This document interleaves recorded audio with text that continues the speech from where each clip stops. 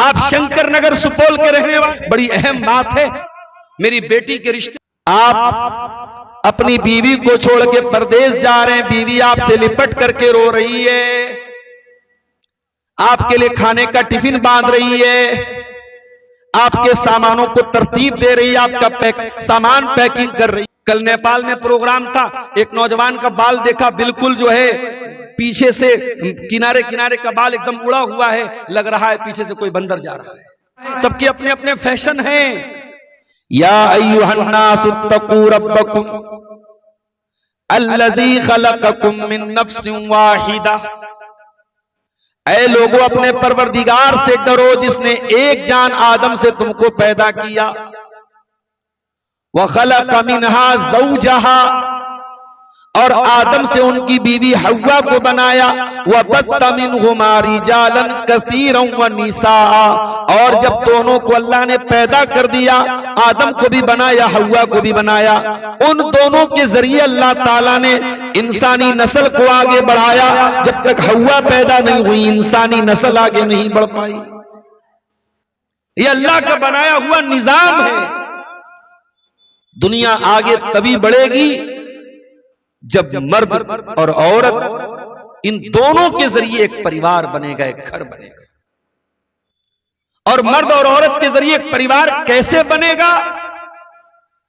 वो किसी हराम रिश्ते की बुनियाद पे नहीं बनेगा, वो गर्लफ्रेंड और बॉयफ्रेंड के कल्चर की बुनियाद पे नहीं बनेगा, वो लिव इन रिलेशनशिप की बुनियाद पे नहीं बनेगा।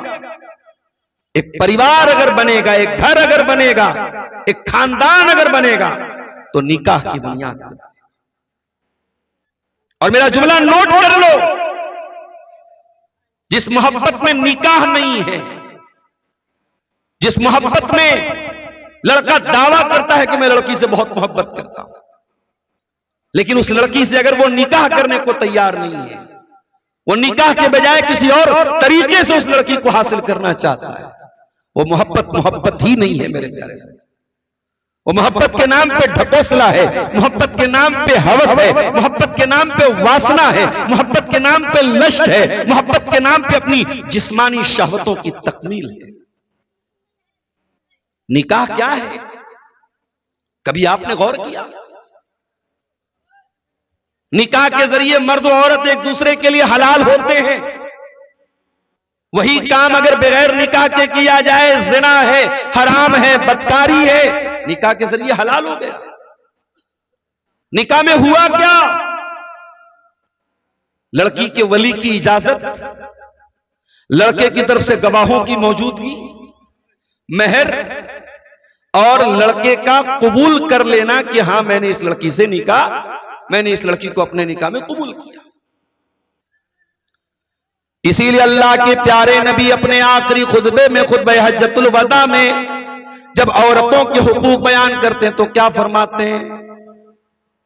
इसको ले जाइए, डिस्टर्ब बहुत करेंगे। आखिरी खुतबे में आपने क्या फरमाया? इस्तौसू बिन निसाई खैरा, ऐ लोगों तुम औरतों के साथ अच्छा सलूक करो।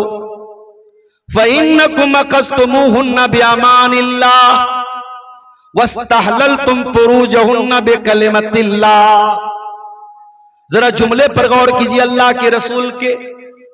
आपने फरमाया कि जब तुमने औरत से निकाह किया, कल तक वो किसी की बेटी थी, किसी की बहन थी, किसी की खाला थी, किसी की फूफी थी, लेकिन कल तक किसी की बीवी नहीं थी। कल तक वो किसी और के घर में रहती थी, किसी और के घर में नहीं, अपने घर में रहती थी। और आज जब निकाह करके आई, एक अजनबी परिवार में, एक अजनबी घर में आई, और एक इंसान जिससे पहले से कोई रिश्तेदारी नहीं थी, निकाह के जरिए वो उसकी बीवी बन गई। सिर्फ बीवी नहीं बनी, सर से पैर तक उसके लिए हलाल हो गई। अल्लाह के नबी फरमाते हैं अक़स्तुमूहुन्ना बिअमानिल्लाह, ऐ लोगों तुमने इन औरतों को जब निकाह में कबूल किया तो तुमने अल्लाह का नाम लेके इनको कबूल किया। अल्लाह का कलाम पढ़ा गया, कुरान पढ़ा गया, मौलवी साहब ने खुतबा निकाह पढ़ा और अल्लाह का नाम लेके तुम्हारी पनाह में दे दिया, तुम्हारी अमान में दे दिया। ये औरतें जब निकाह करके तुम्हारे घर में आती हैं, तुम्हारी पनाह में आ जाती है, तुम्हारी अमान में आ जाती हैं, वस्तहलल्तुम फुरूजहुन्ना बिकलिमतिल्लाह, और अल्लाह के कलमा की बुनियाद पर ये तुम्हारे लिए हलाल हो जाती हैं। कल तक उनको टच करना हराम था, उनको छूना हराम था, उनके करीब जाना हराम था, आज तुम्हारे लिए हलाल हो गई। क्यों हलाल हुई? अल्लाह के कलमा की बुनियाद पे हलाल। निकाह के अंदर बड़ी ताकत है मेरे साथ, और ये निकाह जो मोहब्बत पैदा करता है, वो व्हाट्सएप और इंस्टाग्राम की चैटिंग से वो मोहब्बत नहीं पैदा हो सकती। माफ कीजिए, वो फेसबुक और सोशल मीडिया पर एक दूसरे को प्यार भरे मैसेज भेज देने से जो मोहब्बत के नाम पे ढकोसले हो रहे हैं, वो मोहब्बत नहीं है। मोहब्बत तो निकाह के जरिए वजूद है। अल्लाह कुरान में कहता है, वमिन आयातिही अन खलक़ लकुम मिन अनफुसिकुम अज़वाजन लितस्कुनू इलैहा। अल्लाह ताला की बहुत बड़ी निशानी ये भी है कि उसने तुम्हारी बीवियों को बनाया ताकि तुम उनसे सुकून हासिल करो। इसका मतलब ये हुआ कि सुकून आपको निकाह ही के जरिए मिलेगा। हराम रिश्ते के जरिए कभी सुकून नहीं मिल सकता। शहवत पूरी हो सकती है, वासना पूरी हो सकती है, जिस्म के तकाजे पूरे हो सकते हैं, सुकून नहीं मिल सकता। सुकून मिलेगा तो बीवी आपको सुकून दे, जो अल्लाह के कलमे की बुनियाद पर आपकी जिंदगी में आए। बीवी सुकून लेके आए, और दुनिया की तारीख गवाह है, इस निकाह ने कितने नौजवानों की जिंदगियों को बदल डाला। मेरे साथ कितने नौजवानों को मैं जानता हूं जो शादी के पहले बड़े लफंगे किस्म के, बड़े आवारा किस्म के, बड़े गैर जिम्मेदार किस्म के लोग थे, लेकिन जब निकाह हो गया और एक औरत उनकी जिंदगी में जिम्मेदारी बन के आई, अल्लाह ताला ने जिम्मेदार बना दिया। अल्लाह ने बुराइयों से बचने वाला बना दिया, अल्लाह ने समझदार बना दिया, अल्लाह ने तकवा वाला बना दिया। और अगले जुमले पर गौर कीजिए, वजअल बैनकुम मवद्दतन व रहमा, और अल्लाह ने मियां बीवी के बीच में मोहब्बत पैदा कर दी, रहमत पैदा कर दी। मोहब्बत अल्लाह ने पैदा की है निकाह के जरिए। यह मोहब्बत दुनिया की किसी ताकत ने पैदा नहीं की। आप शंकर नगर सुपौल के रहने वाले हैं, शेरशाबादी बरादरी आपकी कटिहार और अररिया और किशनगंज तक फैली हुई है।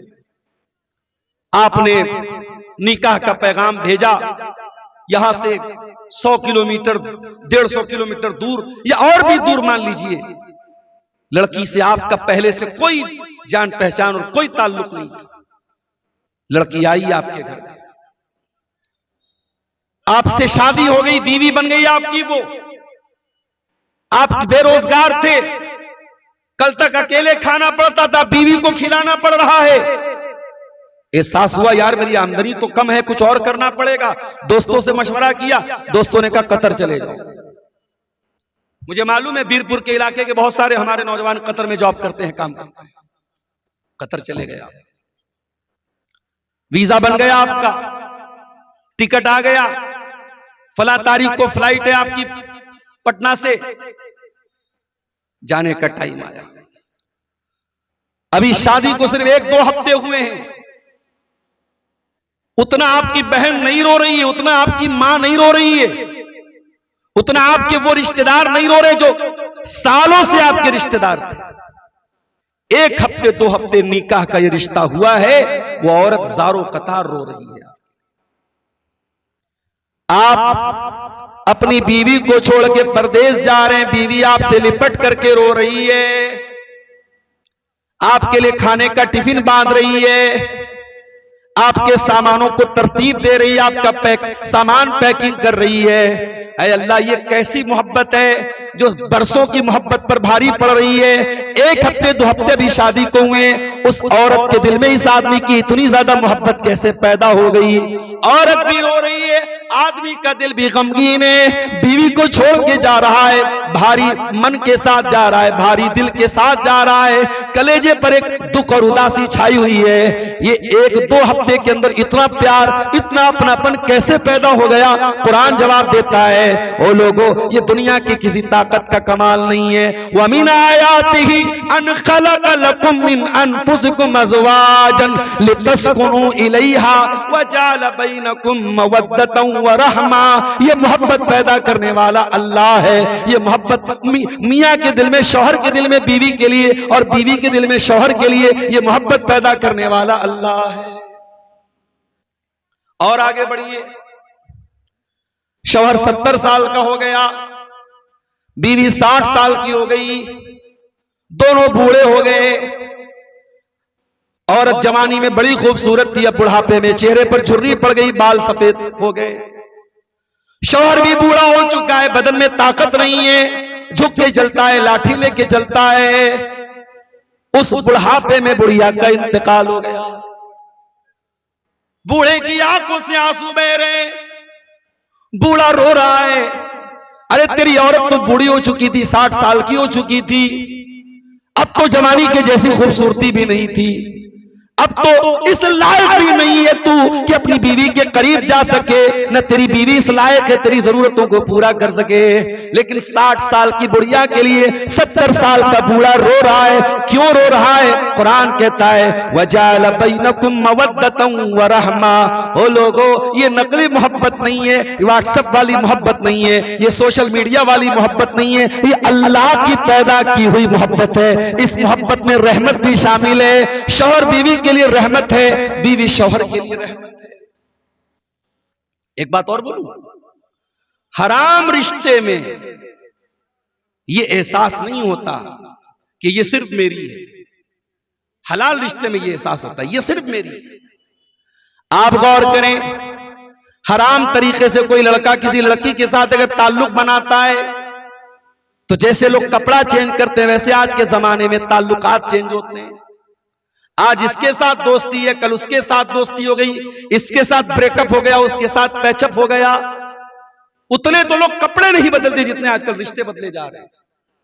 लेकिन शादी में दुनिया के किसी कोने में चला जाए इंसान, लौटता है तो दुनिया की सबसे खूबसूरत औरत अगर नजर आती है तो उसको अपनी बीवी नजर आती है, अपनी बेगम नजर आती है। ये इस रिश्ते की खूबसूरती है मेरे प्यारे साथी। इसीलिए अल्लाह ताला कुरान के दूसरे पारे में कहता है हुन्ना लिबासुल लकुम व अंतुम लिबासुल लहुन्ना। तुम्हारी औरतें तुम्हारे लिए लिबास हैं और तुम भी अपनी औरतों के लिए लिबास हो। लिबास क्या होता है? कोई कुर्ता पैजामा के साथ सदरी पहन रहा है, कोई ब्लेजर पहन रहा है, कोई शेरवानी पहन रहा है, कोई टी शर्ट पहन रहा है। कल नेपाल में प्रोग्राम था, एक नौजवान का बाल देखा, बिल्कुल जो है पीछे से किनारे किनारे का बाल एकदम उड़ा हुआ है, लग रहा है पीछे से कोई बंदर जा रहा है। तो अब ये भाई उसको वही स्टाइल जम रहा है। कोई रोनाल्डो के जैसा बाल रखे हुए है, कोई सलमान खान वाली लॉकेट पहन रहा है। सबके अपने अपने फैशन हैं। लिबास आदमी वो पहनता है जिसमें इंसान अपने आप को अच्छा महसूस करे।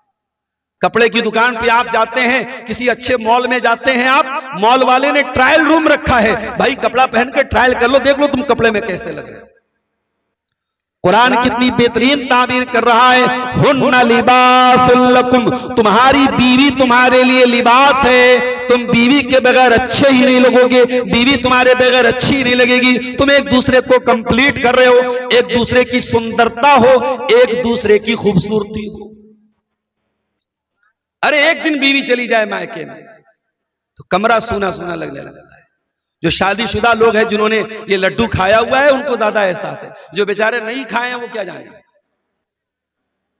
तो शादी के बाद इंसान की लाइफ चेंज हो जाती है, जिंदगी में परिवर्तन आ जाता है और मियां बीवी एक दूसरे का लिबास हो जाता है।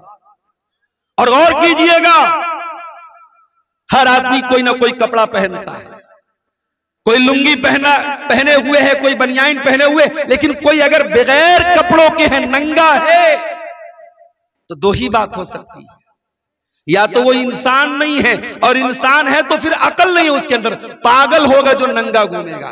एक दूसरे के राज की हिफाजत करें, एक दूसरे के ऐब पर पर्दा डालें। अब आइए, वक्त बहुत हमारे पास महदूद है और घड़ी की सुई बड़ी तेजी से आगे बढ़ रही है। हमारे शेख इनायतुल्लाह नदवी साहब ने हुक्म दिया है, आप हुकूक पर बहुत तकरीर करते हैं, जरा ज़ौजैन के हुकूक बयान कर दीजिए। पति के क्या हक है पत्नी के ऊपर, पत्नी के क्या हुकूक है पति के ऊपर, शौहर की क्या जिम्मेदारी है बीवी के ताल्लुक से, और बीवी की क्या जिम्मेदारी है शौहर के ताल्लुक से। मैं बात आगे बढ़ाता हूं, लेकिन एक बात कहना चाहता हूं। आज सीमांचल के इलाके में घूमते हुए एक बात मैंने महसूस किया है कि आपकी इस बिरादरी में भी, शेरशाह वादियों में भी शादी ब्याह में बहुत सारी रस्म और रिवाज मौजूद है, बारात की रस्म और रिवाज मौजूद है, जहेज की डिमांड मौजूद है, हल्दी और मंगनी की रस्म मौजूद है। अल्लाह के वास्ते मेरे भाइयों, आप कम से कम अपनी बिरादरी, मुझे मालूम है अगर आप मुत्तहिद हो जाएं, मैं कटिहार भी जाता हूं, पूर्णिया भी जाता हूं, अररिया भी जाता हूं, अंदरसा सब जगह सेम बन रहा है। अंदरसा की रेसिपी चेंज नहीं हो रही है पूरे शेरशाहबादी में, नाश्ते का स्टाइल सब जगह सेम है, वही थोड़ी सी काजू आ जाएगा, थोड़ा सा किशमिश उसमें होगा, थोड़ी सी सेब काट के रख देंगे, थोड़ा सा उसमें जो है कोई मीठा रख देंगे। ये पूरे शेरशाहबादी बिरादरी में इस बात पर इत्तेहाद और इत्तेफाक है।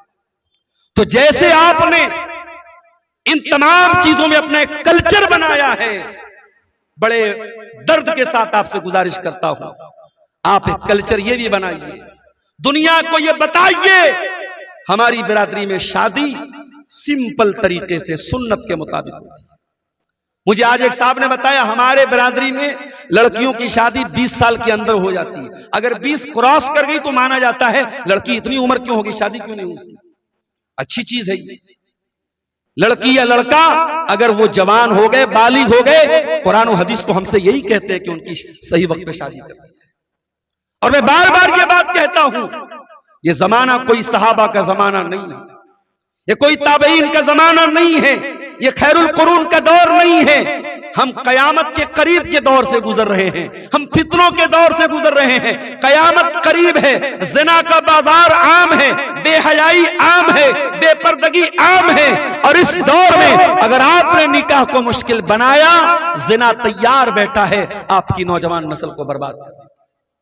इसलिए मेरे भाइयों, निकाह को आसान, और यही पैगाम दिया था जनाब मोहम्मद रसूलुल्लाह सल्लल्लाहु ताला अलैहि वसल्लम ने नौजवानों को। क्या फरमाया था आपने, या माशर शबाब, ऐ नौजवानों, मन इस्तता मिनकुमुल बाह, जिसके पास शादी की क्षमता हो, शादी की ताकत हो, बीवी को खिलाने की ताकत हो, बीवी का हक अदा करने की ताकत हो, फल यतज़व्वज, वो निकाह कर ले, शादी कर ले, फ़इन्नहु अग़ज़्ज़ु लिलबसर, निकाह करेगा तभी उसकी आंखें पस्त होंगी। अब्दुल गफ्फार साहब की तकरीर रात भर सुनते रहो, उलमा की तकरीरें रात भर सुनते रहो, लेकिन अल्लाह के रसूल के अल्फाज हैं, आपकी शर्मगाह की हिफाजत और आपकी आंखों की हिफाजत अगर होगी तो निकाह के जरिए होगी। अगर निकाह की ताकत है तो देर मत करो, निकाह कर लो। और ये पैगाम अल्लाह के नबी ने लड़की के गार्जियन को भी दिया है।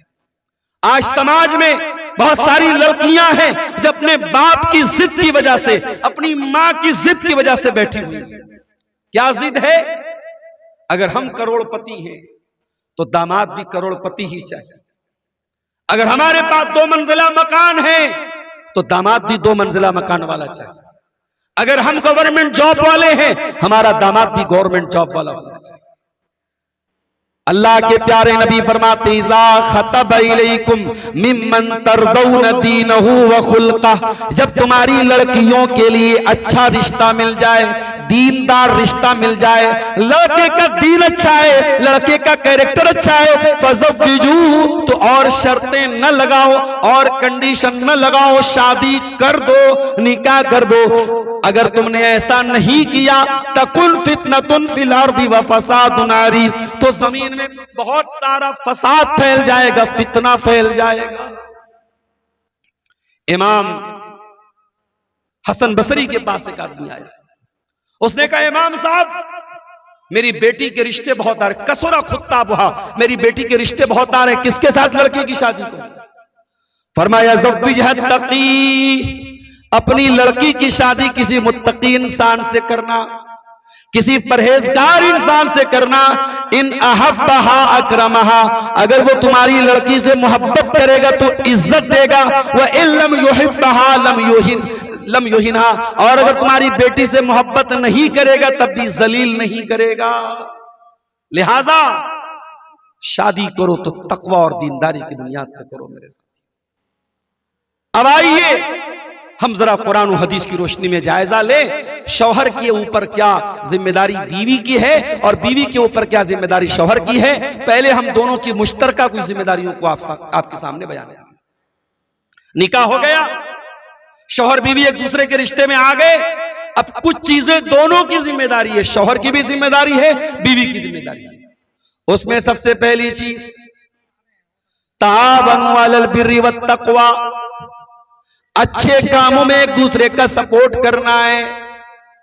अगर शौहर नमाज का टाइम हो गया और नमाज के लिए शौहर नहीं जा रहा है, बीवी बोल दे जाओ तुम नमाज पढ़ो। नमाज का टाइम हो जाए, बीवी नमाज न पढ़े, शौहर पूछे तुमने नमाज क्यों नहीं पढ़ी। नमाज के ताल्लुक से दोनों एक दूसरे की मदद करें।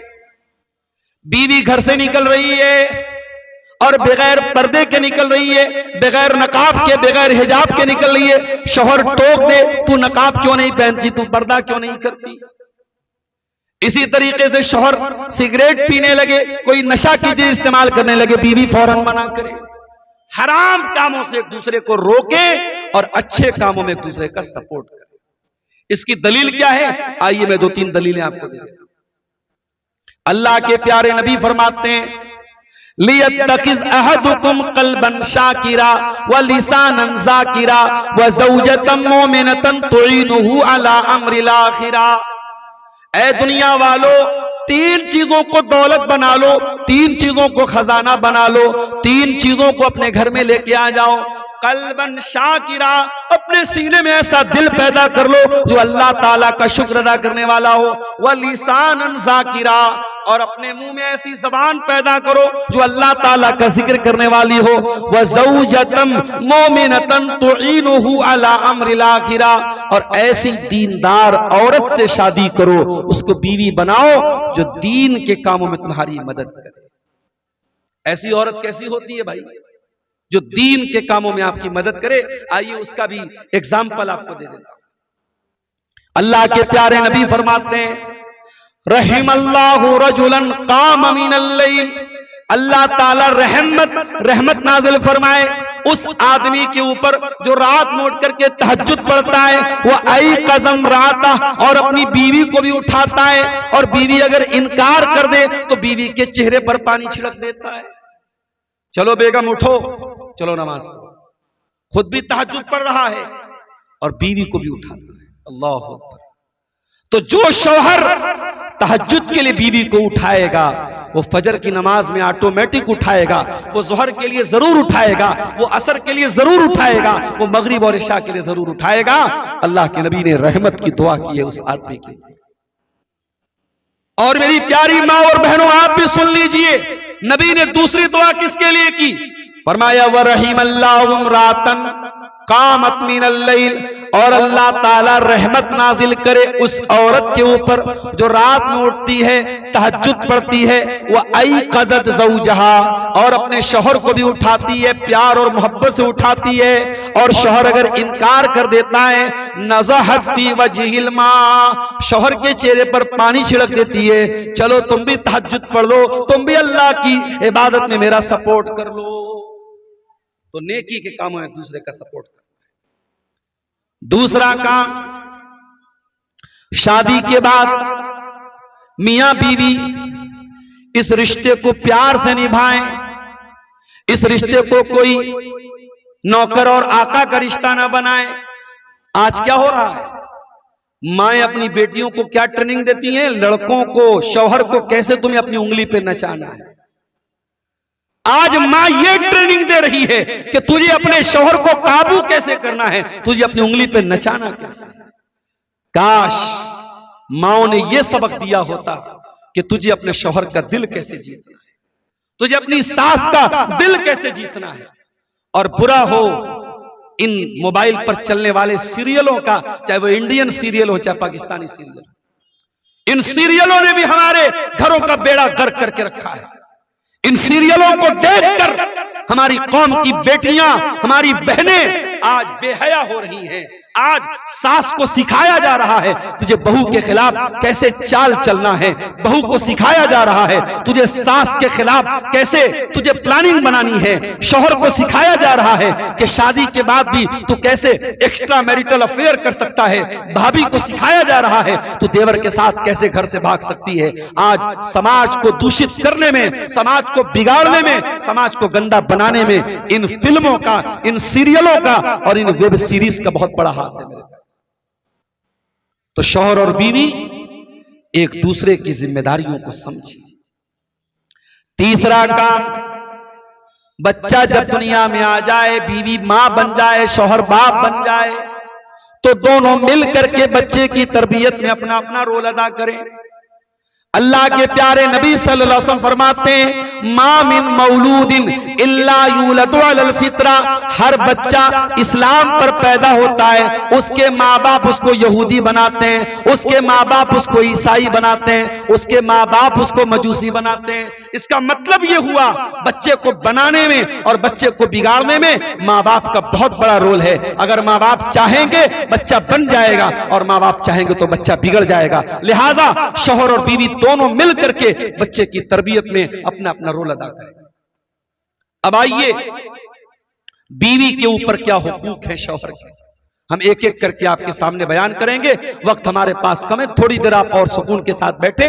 बड़ी अहम बात है, अहम टॉपिक है, जो हजरात शादीशुदा हैं उनके लिए भी बड़ी जरूरी बात है और जिनकी शादी नहीं हुई है वो भी सुन लें ताकि आने वाली जिंदगी में इन बातों पर अमल करें। बीवी की पहली जिम्मेदारी, शादी हो गई, शौहर की इताअत करना है, शौहर की बात मानना है। शौहर आपका बॉस नहीं है, शौहर आपका आका नहीं है, शौहर आपका मालिक नहीं है, लेकिन अल्लाह ताला ने फैमिली में, परिवार में औरत के ऊपर शौहर को निगरान बनाया है, जिम्मेदार बनाया है। और स्कूल का के टीचर जब तक अपने प्रिंसिपल की बात न माने, मदरसे के मुलाजिमीन जब तक मदरसे के नाज़िम की बात न माने, मस्जिद के मुक्तदी जब तक इमाम की इक्तिदा न करें, नमाज नहीं होती, मदरसा नहीं चलता, स्कूल नहीं चलता, परिवार कैसे चलेगा। मेरे प्यारे साथियों, शौहर की इताअत करना है, शौहर की बात मानना है। इसीलिए अल्लाह के प्यारे नबी फरमाते हैं, इज़ा सल्लतिल मरअतु खम्सहा व सामत शारहा व अतात ज़ौजहा व अहसनत फरजहा दखलत मिन अब्वाबिल जन्नति शात। औरत 4 काम कर ले, जन्नत के जिस दरवाजे से चाहे वो जन्नत में जा सकती है। 5 टाइम की नमाज पढ़े, रमजान का रोजा रखे, अपने शौहर की इताअत करे और अपनी शर्मगाह की हिफाजत करे। तो शौहर की इताअत करना है उसको। माफ कीजिएगा, आज हमारे इलाके में बहुत सारी औरतें हर तकरीर में जाती हैं, हर जलसे में जाती हैं, हर बयान को सुनती हैं, उलमा से मोहब्बत करती हैं, मगर अपने घर में, अपनी शादीशुदा जिंदगी में अपने शौहर को कोई इज्जत नहीं देती, शौहर की बात तक नहीं मानती हैं, शौहर को एक गिलास पानी तक देने को तैयार नहीं है। माफ करना मेरी प्यारी माँ और बहनों, आपका तकरीरें सुनना, आपका बयानात सुनना, आपका उलमा से मोहब्बत करना, आपका जलसों में जाना, ये सब आपके मुंह पर मार दिया जाएगा अगर आपने अपने शौहर के हुकूक को अदा नहीं किया। इस्लाम इस मामले में इतना सख्त है। अल्लाह के नबी के पास एक औरत आती है, अल्लाह के प्यारे नबी पूछते हैं, अज़ात ज़ौजिन अंती, क्या तू शादीशुदा है? कहती हाँ अल्लाह के नबी मैं शादीशुदा हूं। आपने फरमाया कि तू अपने शौहर के साथ कैसा सलूक करती है? कहती है ला आलूहु इल्ला खैरा, मैं अपने शौहर के हुकूक में कोई कमी नहीं करती हूं। आपने फरमाया तू देख ले, तू समझ ले, तू शौहर के साथ कैसा सलूक करती है। फ़इन्नमा हुआ जन्नतुकी व नारुकी, तेरा शौहर तेरी जन्नत है, तेरा शौहर तेरी जहन्नम है। इसका मतलब यह हुआ कि शादीशुदा जिंदगी में अपने शौहर की इताअत न करने वाली औरत जहन्नम का रास्ता तय कर रही है। लिहाजा पहली जिम्मेदारी औरत की क्या है? वो इताअत करे अपने शौहर की। दूसरा काम, शौहर के सुकून का ख्याल रखे। शौहर को क्या पसंद है क्या नापसंद है, इस बात का ख्याल रखे। अल्लाह के प्यारे नबी से पूछा गया, अय्युन निसाई खैर, अय अल्लाह के नबी कौन सी औरत सबसे अच्छी औरत है? आपने फरमाया, अल्लती तसुर्रुहु इज़ा नजर, जब शौहर देखे तो खुश हो जाए, वह तुतीउहु इज़ा अमर, और शौहर जब किसी बात का हुक्म दे तो बीवी माने, वला तुखालिफुहु फी नफ्सिहा व मालिही बिमा यकरा, और शौहर के माल के सिलसिले में और अपनी इज्जत व आबरू के सिलसिले में कोई ऐसा काम न करे जो शौहर को पसंद हो। तो शौहर की इज्जत करे, उसके सुकून का ख्याल। तीसरी जिम्मेदारी बीवी की, शौहर जिस मकसद के लिए शादी कर रहा है, दोनों ने शादी की है, अपने आप को ज़िना से बचाना, बदकारी से बचाना, अपने आप को गलत कामों से बचाने के लिए दोनों ने शादी की है। लिहाजा अगर शौहर बीवी को बुलाए तो बीवी बगैर किसी मजबूरी के, बगैर किसी बीमारी के, वो शौहर अगर बीमारी है तो अलग बात है, लेकिन अगर शौहर बीवी को बुलाए तो बीवी देर ना करे, शौहर के पास जाए, ये भी उसका हक है। अल्लाह के नबी ने फरमाया, अगर शौहर बीवी को बुलाए और बिला उज़्र के बीवी शौहर के पास न जाए तो फरिश्ते लानत बरस करते रहते हैं यहां तक कि सुबह। इसी तरीके से बीवी की एक और जिम्मेदारी है कि शौहर के घर में किसी ऐसे इंसान को एंट्री न दे जिसको शौहर नापसंद करता है। फरमाया ला यूतीना फुरुशकुन्ना ला यूतीना फुरुशकुम अहदन तकरहूना, औरतें तुम्हारे घरों में किसी ऐसे इंसान को आने न दें जिसको तुम नापसंद करते हो। ये हक है तुम्हारा, तुम्हारी बीवी के ऊपर, कि वो तुम्हारे घर में किसी ऐसे इंसान को एंट्री न दे जिसको शौहर नापसंद करता है। अब यहां पे एक बात और सुन लीजिए, कभी कभी शौहर क्या करता है, ऐसे रिश्तेदारों को घर में लाता है जो औरत के लिए गैर महरम है। मिसाल के तौर पे चाचा का लड़का है, शौहर का कजिन है, शौहर के चाचा का लड़का, शौहर के मामा का लड़का, शौहर के खाला का लड़का, ये सारे के सारे लोग उस औरत के लिए गैर महरम हैं। शौहर लाता है और बीवी से कहते चाय लेके आओ, और बीवी चाय लेके आती है और उस गैर मर्द के सामने ला करके चाय परोसती है। हराम है, ये तरीका हराम है मेरे प्यारे साथी। आप अपनी बीवी को, अपने घर की औरतों को अगर समाज में पाए जाने वाले गैर महरम से बचाते हैं तो अपने रिश्तेदारों में जो गैर महरम हैं उनसे भी अपनी बीवी को पर्दा कराइए और उनके सामने अपनी बीवी को मत लाइए। और अगर आप लाते हैं तो आप ये हदीस भी सुन लीजिए, अल्लाह के नबी ने बेगैरत करार दिया है उस इंसान को। आपने फरमाया 3 लोग ऐसे होंगे कयामत के दिन, न तो अल्लाह ताला उनकी तरफ देखेगा, न उनसे बात करेगा, न उनको पाक साफ करेगा। नंबर 1 अल्लाह को लिवालिदैहि, अपने माँ बाप को सताने वाला।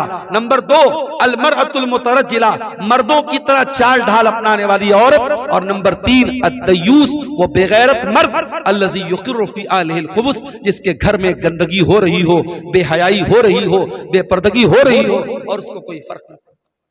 तो अगर शौहर बीवी को से बेपर्दगी करवाए, बेगैरती करवाए तो कान खोल के सुन लो, शौहर की हर बात बीवी को नहीं मानना है। अगर शौहर की कोई बात ऐसी है, चाहे उसका ताल्लुक मियां बीवी के आपस के ताल्लुक से भी हो, मियां बीवी के ताल्लुकात के सिलसिले में भी अगर शौहर प्रेशर करके, फोर्स करके कोई ऐसा काम करने को बोले जो इस्लाम की नजर में गलत है, जो शरीयत की नजर में गलत है, तो बीवी को बात नहीं माननी है। क्यों? इसलिए कि अल्लाह के नबी ने फरमाया ला ताअता लिमखलूकिन फी मासियतिल खालिक, अल्लाह को नाराज करके, उसकी नाफरमानी करके किसी मखलूक की बात को नहीं मानना है। शौहर की इज्जत अपनी जगह है, शौहर का एहतराम अपनी जगह है, मगर शौहर की नाजायज और गलत बात बीवी नहीं मानी। इसी तरीके से बीवी की एक और जिम्मेदारी है, शौहर के माल को बेदरेक खर्च न करे। अपने हक भर का पैसा ले सकती है, लेकिन इसका मतलब यह नहीं है कि जब मोदी जी नोटबंदी कराते हैं, महिलाओं के घरों से लाखों रुपये बरामद होते हैं जो उन्होंने अपने शौहरों की जेब से चुराया था।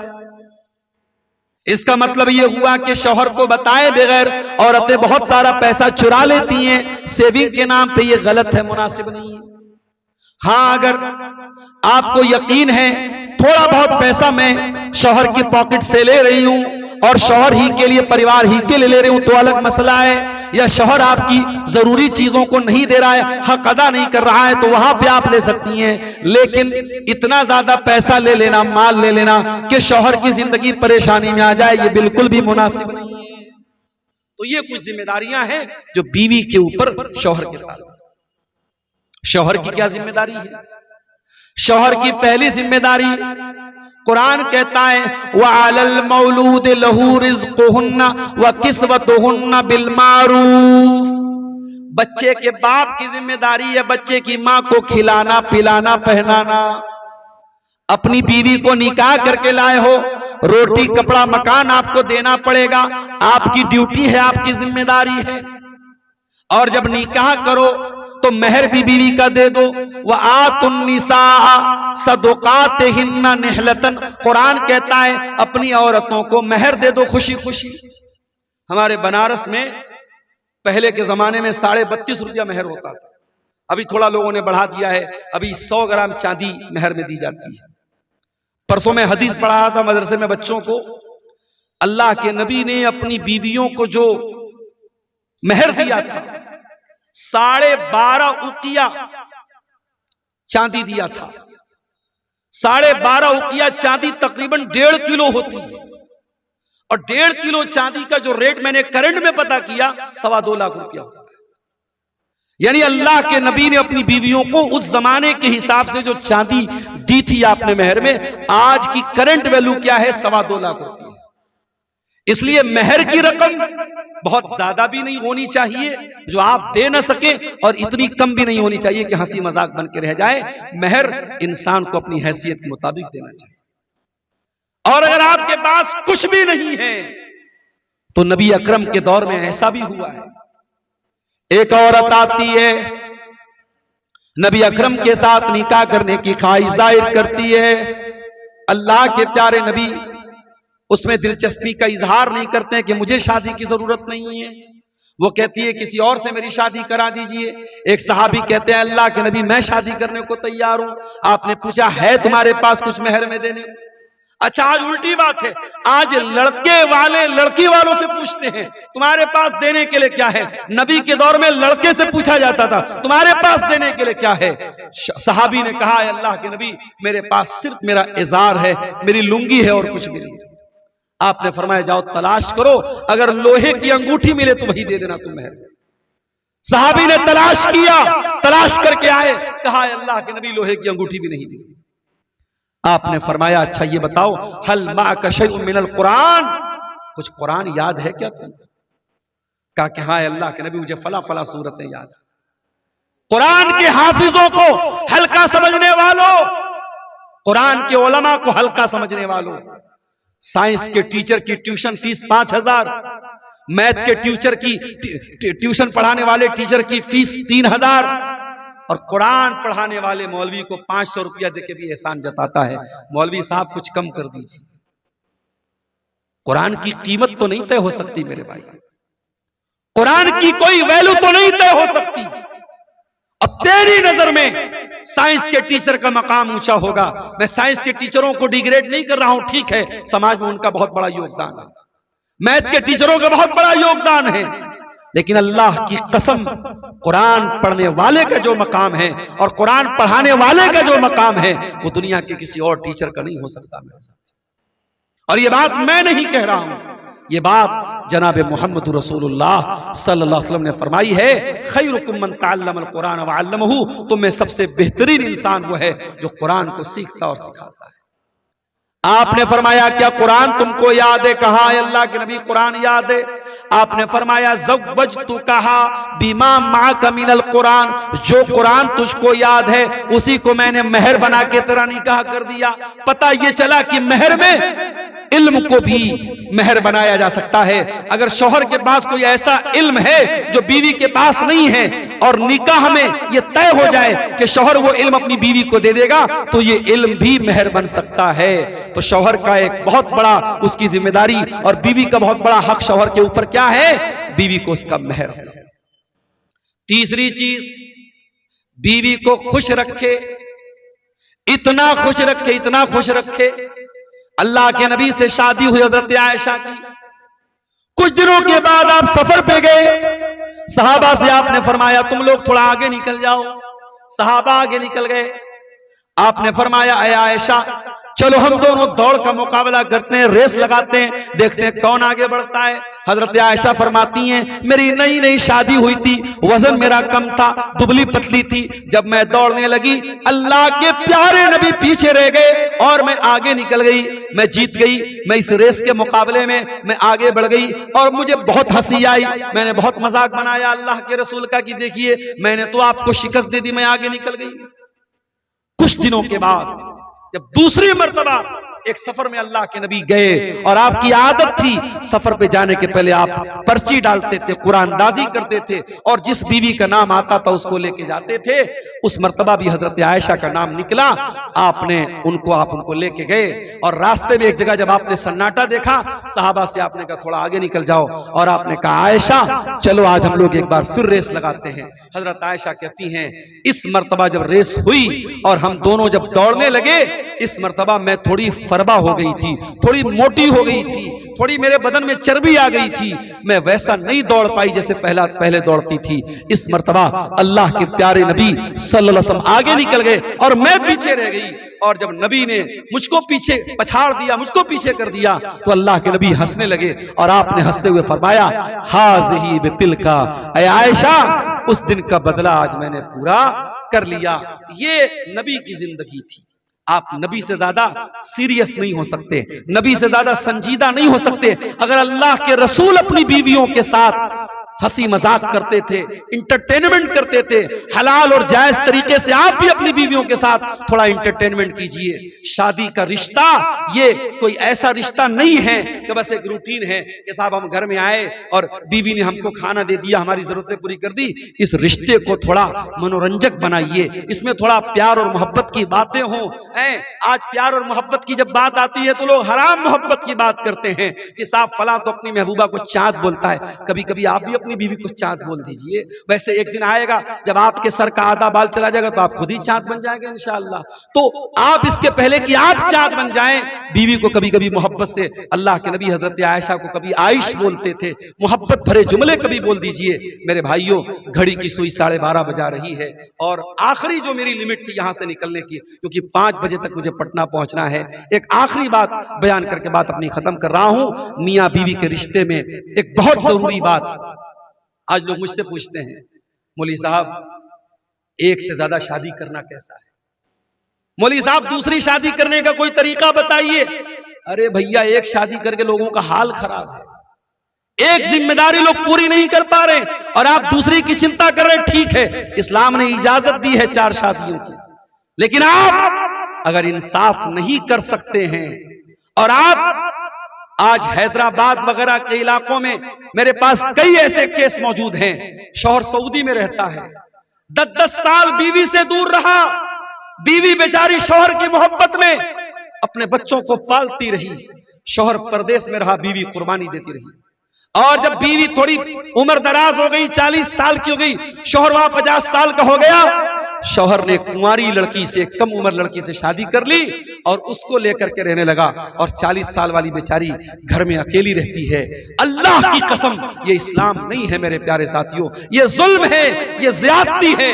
अल्लाह के नबी ने फरमाया जो इस हाल में मर गया कि उसकी 2 बीवियां थी और उनके साथ वो नाइंसाफी करता था, जा यौमल क़ियामत वशिक़्क़ुहु माई, वो इस हाल में क़यामत के दिन आएगा, उसका एक तरफ का बदन झुका हुआ होगा, एक तरफ का चेहरा झुका हुआ होगा, उसकी शक्ल देख के पता लग जाएगा ये आदमी अपनी बीवियों के साथ अन्याय करता था।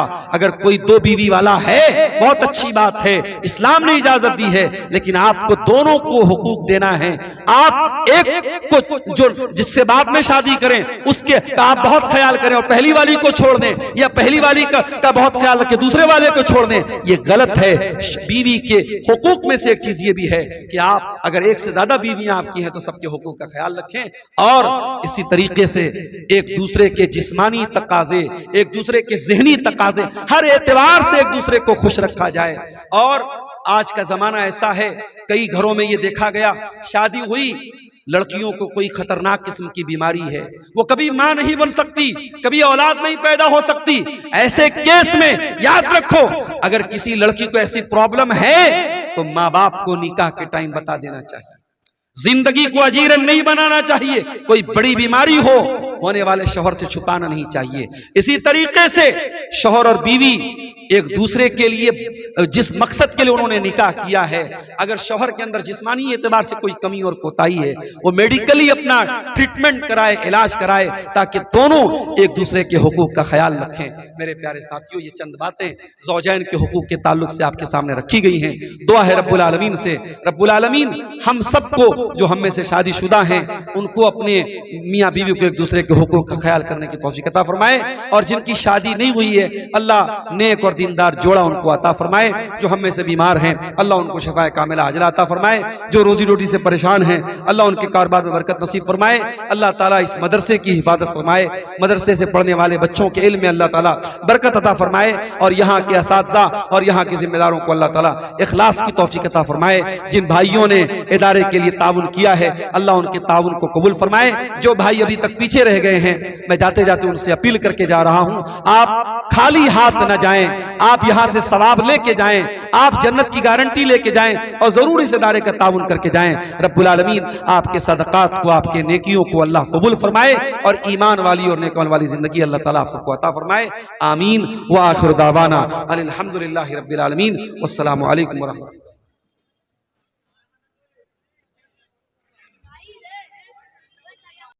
वक़ाल तआला फी मक़ामिन आखर वआशिरूहुन्न बिल मारूफ। वक़ाल तआला फी मक़ामिन आखर वमिन आयातिही अन खलक़ लकुम मिन अनफुसिकुम अज़वाजन लितस्कुनू इलैहा वजअल बैनकुम मवद्दतन व रहमा।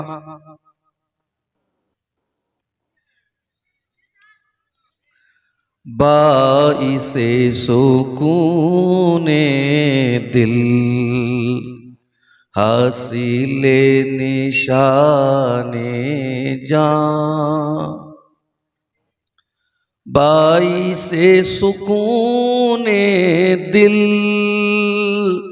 हासिले निशाने जान। उनका नामे नामी है, उनकी ज़ाते वाला है, उनका नामे नामी है, उनकी ज़ाते वाला है। गर्क बहरे इस्या में कब के हो गए होते, कब के हो गए होते, हम गुनाहगारों को आपने संभाला है, हम गुनाहगारों को आपने संभाला है। नग़्मे अज़ा बनकर गूंजता है नाम उनका, गूंजता है नाम उनका। जिस तरफ नजर डालो उनका बोलबाला है। जिस तरफ नजर डालो उनका बोलबाला है। और आखिरी शेर समाप्त फरमाए, सिर्फ इतना समझी है अक्ल ठोकरें खाकर, अक्ल ठोकरें खाकर उनकी मंजिले रिफ़अत रिफ़अतों से बाला है। बाइसे सुकूने दिल हासिले निशाने जान। सदर मोहतरम, उलमाए किराम, मोहतरम बुजुर्गों, नौजवान साथियों, और अगर मेरी आवाज पहुंच रही है तो मेरी पर्दानशीन माँ और बहनों, दारुल उलूम मदरसा अबू उबैदा इब्ने जर्राह के इस कैंपस में तकरीबन 8 सालों के बाद 2017 के बाद 2025 में फिर एक बार आपके सामने आज हाजिर होने का और खिताब करने का मौका अल्लाह की तौफीक से नसीब हो रहा है। अपने बड़े मोहतरम दोस्त और भाई शेख कौसर तस्नीम साहब से मैंने वादा किया था कि प्रोग्राम में शिरकत होगी, लेकिन चूंकि 2017 में जब मैं आया था तो उस वक्त मैं मुलाजमत की पाबंदियों से आजाद था, और इस वक्त मैं मुलाजमत की पाबंदियों से जुड़ा हुआ हूं, एक मदरसे में उस्ताज हूं, इसलिए बहुत सोच समझ के प्रोग्रामों में वक्त देना पड़ता है। अब मेरे सामने मुश्किल ये है, यहां से मुझे पटना पहुंचना है, सुबह वहां से ट्रेन है मेरी, बनारस से क्लास पहुंच के क्लास भी करना है, और आप हजरात जो बड़ी जुस्तजू के साथ और बड़ी कद्दो काविश के साथ करीब से और दूर से आए हैं, खिताब भी सुनना चाहते हैं। शेख सैफुल इस्लाम हफिज़हुल्लाह ने अभी आपके सामने खिताब किया और मदरसे के लिए वो ताउन भी ले रहे थे आपसे। मेरे पास शायद इतना वक्त न मिले, गुंजाइश न हो कि मैं फर्दन फर्दन आपसे ताउन की अपील कर सकूं और आपके नामों का ऐलान करके आपके लिए दुआ कर सकूं।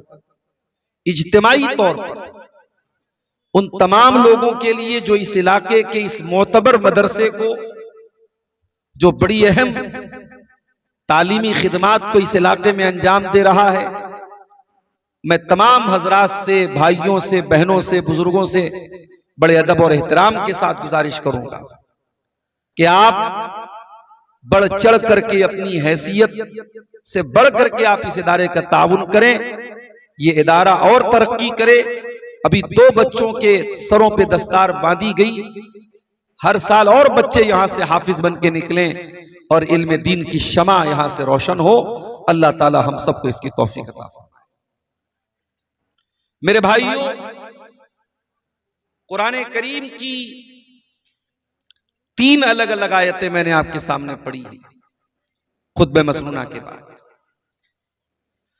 इन तीनों आयतों का ताल्लुक इंसानी जिंदगी के बहुत अहम रिश्ते से। अल्लाह ताला ने इस दुनिया का निजाम ऐसा बनाया है कि मर्द को औरत की जरूरत है और औरत को मर्द की जरूरत है। आदम अलैहिस्सलाम को अल्लाह ने पैदा किया और जन्नत की तमाम नेमतें उनको मिल रही थी, लेकिन आदम अधूरे थे हव्वा के बगैर। आदम की तमाम ख्वाहिशात और उनकी तमाम आरजुएं तभी मुकम्मल हुई जब अल्लाह ने हव्वा को बनाया। इसीलिए अल्लाह के प्यारे नबी अपने हर खुतबे में जो कुरान की 3 आयतें पढ़ते थे, उसमें एक आयत सूरह निसा की पढ़ते थे, जिसमें अल्लाह ताला ने इस बात का जिक्र किया है कि हमने आदम को पैदा किया और आदम के बाद उन्हीं में से उनकी बीवी हव्वा को बनाया।